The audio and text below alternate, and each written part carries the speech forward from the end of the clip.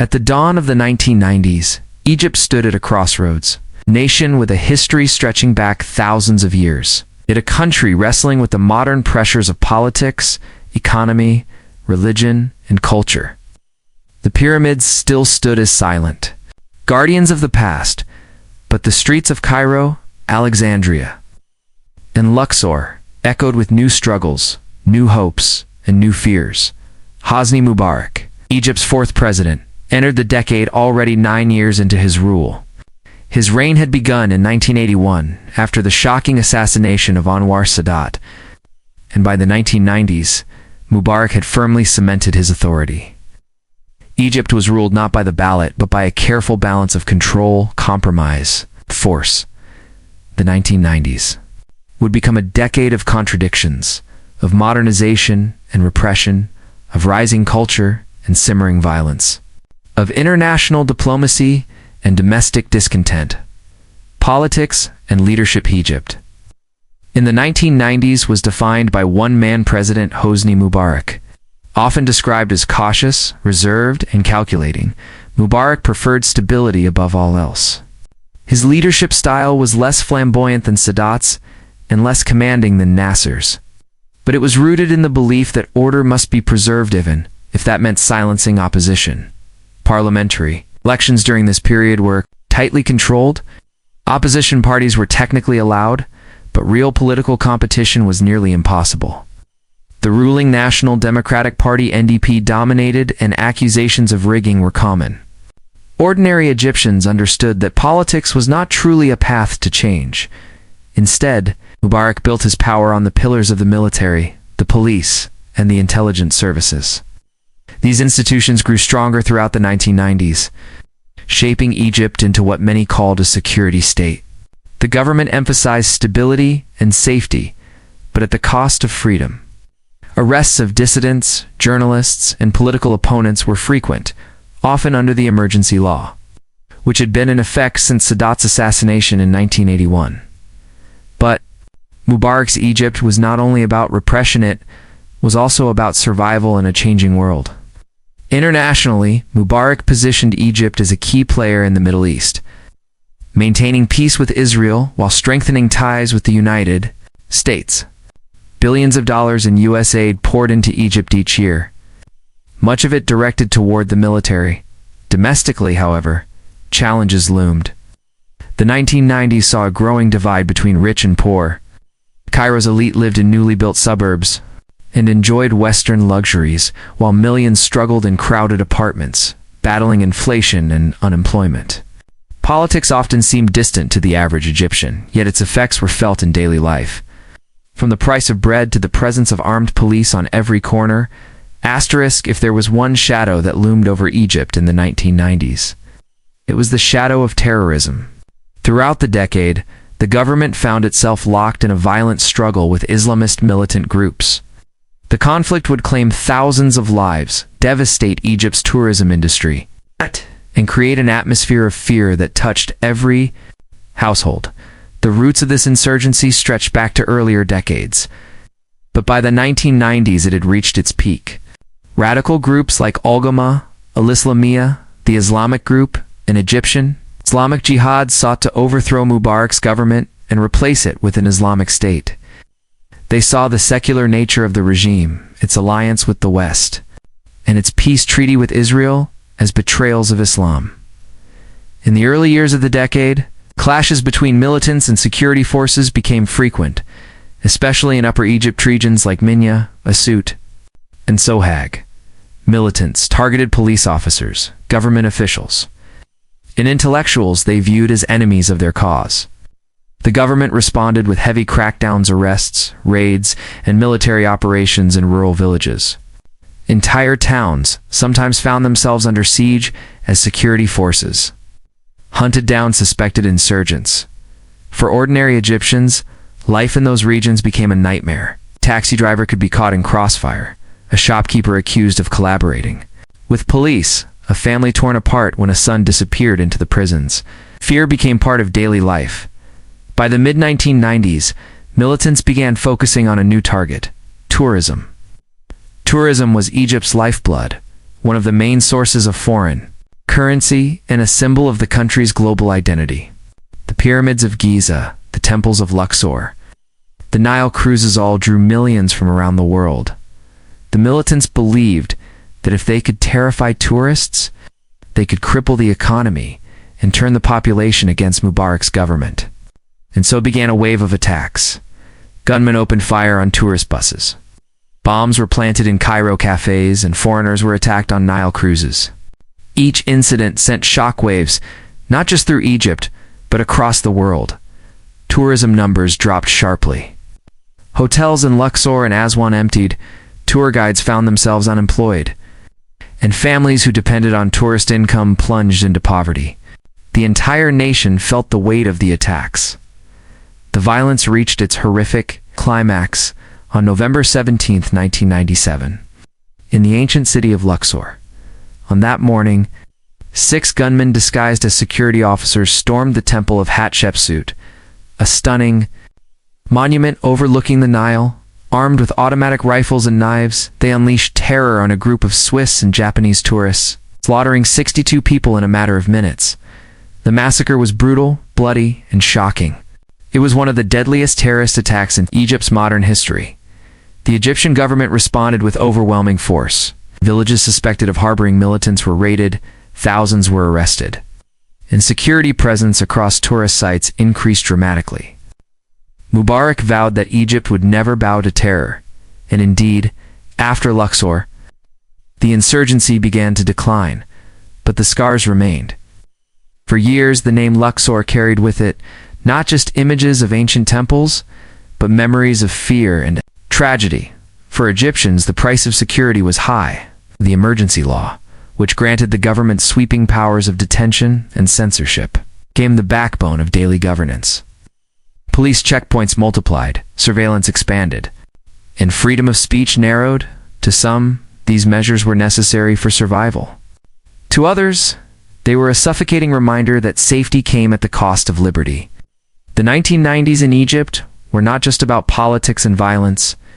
Beneath the tension, millions of ordinary Egyptians lived their daily lives, going to work, raising families, and searching for hope in a decade of uncertainty.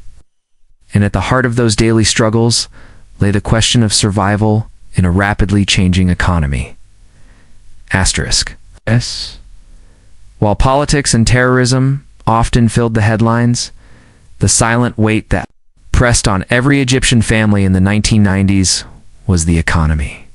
The decade was one of sharp contrasts of new malls and luxury hotels rising in Cairo, while millions of families struggled to afford bread, education, and housing. In 1991, Egypt signed an agreement with the International Monetary Fund (IMF) and the World Bank. On paper, these reforms were designed to stabilize the economy, reduce debt, and modernize the country. In reality, they created a wave of hardship that hit the working class the hardest. The reforms demanded privatization of state-owned companies, reductions in subsidies, and tighter government spending. Subsidies on basic goods like fuel, flour, and cooking oil were gradually reduced. For wealthy Egyptians, these reforms were a gateway to new opportunities, buying privatized businesses, expanding into global markets, and building fortunes. But for ordinary people, the reforms meant higher prices, fewer jobs, more uncertainty. The phrase Gala el-Aish, the high cost of living, became part of everyday conversations. Families stretched every Egyptian pound as far as it could go. Parents often worked multiple jobs just to keep food on the table, while children contributed by helping in shops, markets, or farms. Housing was another crisis. Cairo's population surged during the 1990s, but affordable housing did not. Entire. Families lived in cramped apartments, sometimes 3 generations under one roof. In poorer areas, some Egyptians even lived in the city of the dead, Cairo's vast cemetery, where tombs were converted into makeshift homes. Despite the hardship, Egyptians endured with resilience and humor. Street markets buzzed with bargaining voices, cafes filled with men playing backgammon and sipping tea. And the call to prayer echoed 5 times a day, grounding people in faith amid uncertainty. For the younger generation, the The 1990s were a decade of ambition mixed with frustration. Education was seen as the only path to a better life, and families sacrificed much to send their children to school and university. But as graduates poured out of universities, jobs were scarce. Thousands of young Egyptians found themselves with degrees but no work. Many turned to temporary jobs while others sought opportunities abroad in the Gulf states or Europe. This unemployment crisis created a restless generation, educated enough to dream, but trapped in a system that could not deliver. When the formal economy failed, Egyptians turned to the informal economy. Street vendors, unregistered workshops, and small-scale trades flourished. From selling roasted corn on Cairo's bridges to driving unlicensed taxis, people found creative ways to survive. Hig. The government often tolerated these informal businesses because they kept social unrest in check. But they also highlighted the gaps in the official economy. Resilience and survival, despite inflation, poverty and unemployment, Egyptian society displayed remarkable resilience. Weddings still filled the streets with music. Ramadan brought families and neighbors together in nightly feasts, and humor remained a survival tool. Egyptians often joked about their hardships, turning satire into a form of resistance. Daily life in the 1990s was not only about struggle, it was about endurance, community, and the stubborn hope that tomorrow might be better. But the 1990s were not only shaped by economics and politics. Beneath the surface of hardship, Egypt's culture thrived. Cinema, television, music, and literature became outlets of both escape and reflection, shaping how a generation understood itself. Asterisk, if the 1990s were a decade of political repression and economic struggle, they were also a decade of cultural richness. Egypt, long considered the cultural heart of the Arab world, continued to produce cinema, television, music, and literature that shaped not only its own society, but the entire Middle East. Culture became both a mirror of reality and an escape from it, a way for Egyptians to laugh at their hardships, to imagine better futures, and to hold on to their identity in a world of rapid change. Egyptian cinema has always been legendary, and in the 1990s, it continued to thrive, though with a different tone than in earlier decades. The golden age of glamorous black and white films was long gone, replaced by social realism and gritty storytelling. Directors turned their lenses on the struggles of the everyday Egyptian: corruption, class divides, and the search for justice. Movies like Al-Irhab wal Kebab, Terrorism and Kebab, 1992, starring Adele Imam, used humor to critique bureaucracy and government inefficiency. Others, like Almansi, The Forgotten, 1993, reflected the growing disillusionment with inequality and corruption. Cinema became a safe but sharp tool of social commentary.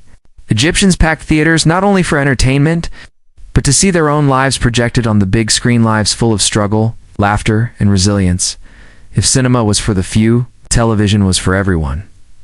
By the 1990s, almost every Egyptian household had a TV set, and nightly soap operas became a cultural ritual.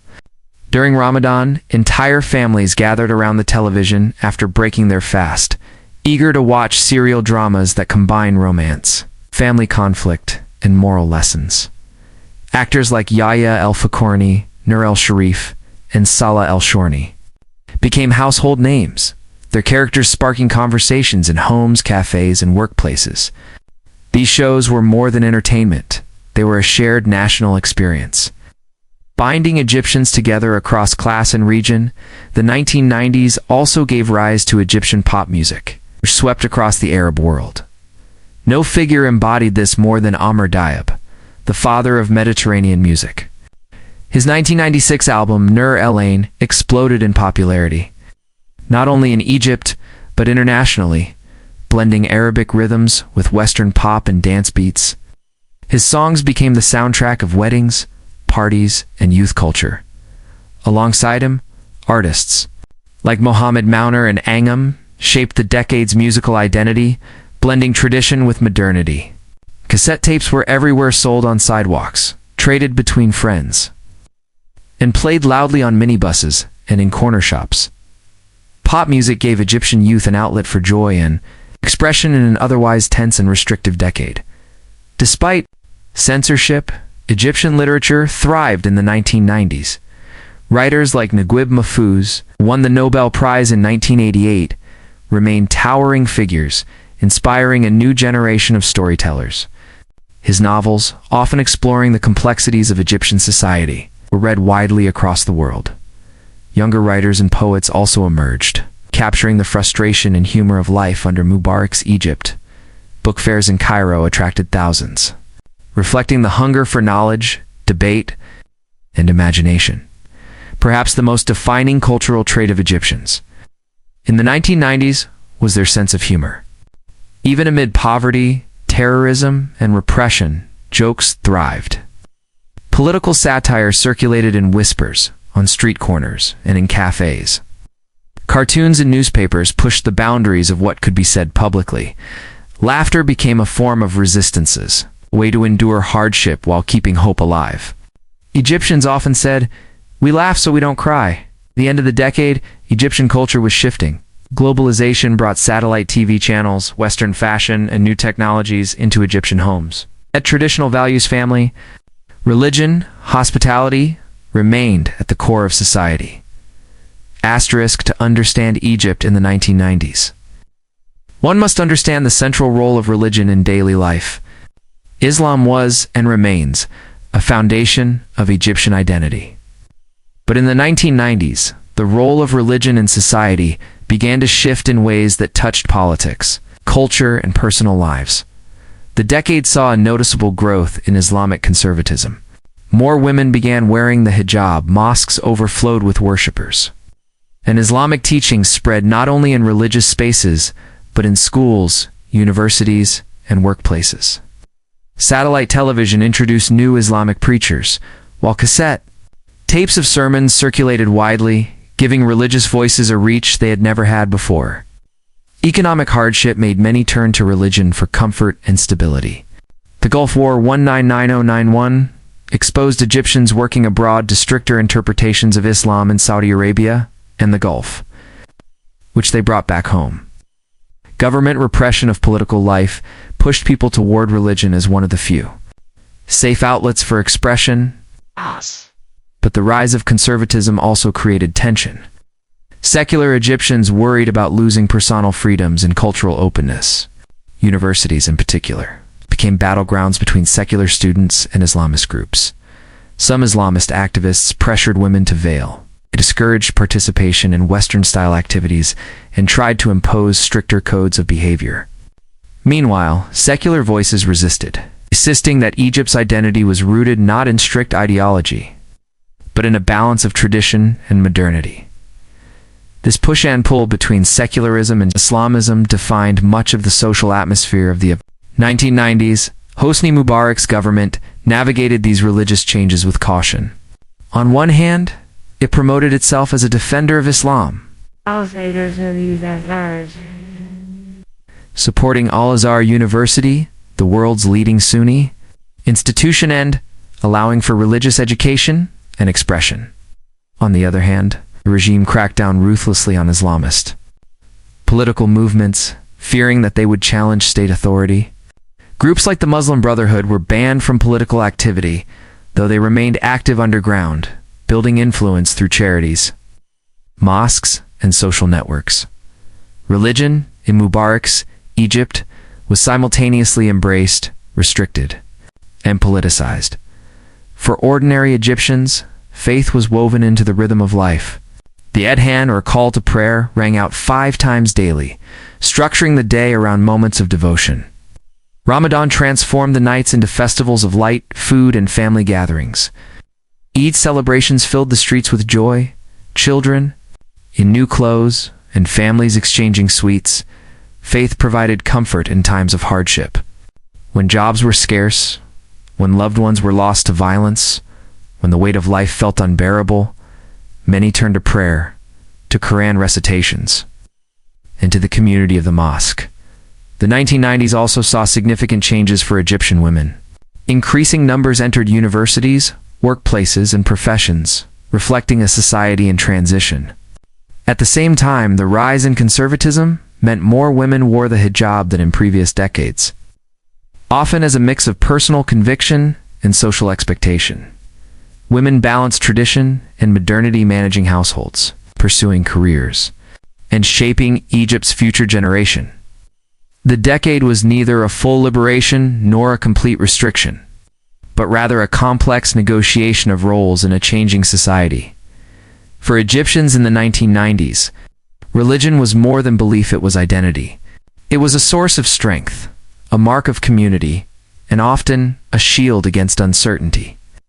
But it was also a field of struggle, where debates over Egypt's soul, modern or traditional, secular or religious, played out in classrooms, mosques, and living rooms across the nation. While religion shaped the home and the heart, Egypt's position in the wider world also reshaped the decade. The 1990s were not lived in isolation. They were influenced by wars, alliances, and diplomacy that placed Egypt at the center of global events. The 1990s were a cultural balancing act, old and new, tradition and modernity, despair and hope. Through cinema, music, and humor, Egyptians reminded themselves and the world that they were more than just their struggles. They were creators, dreamers, and storytellers. But culture did not exist in isolation. It was shaped hand sometimes, restricted by deeper forces, the rise of religion, the pull of tradition, and the struggles over Egypt's very soul.